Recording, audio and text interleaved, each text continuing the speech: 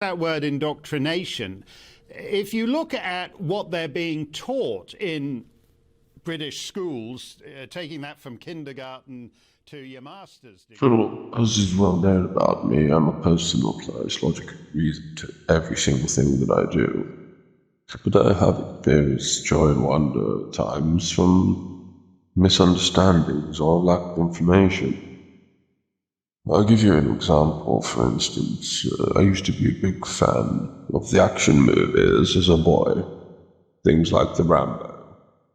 And in those films, there were often scenes where large groups of Southeast Asian men would be loudly gambling in illegal dens of sorts over some sort of nefarious activity.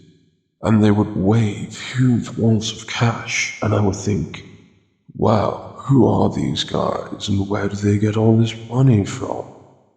Now, obviously, as a more mature person who's worldly wise, I now realize those huge walls of cash in the local currency were probably worth very little. To give you an example, the Chinese yuan is about 10 yuan to 1 English pound.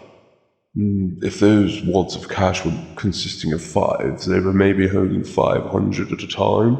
That would be barely £50. However, me, as a young lad, assumed they were all extremely wealthy men.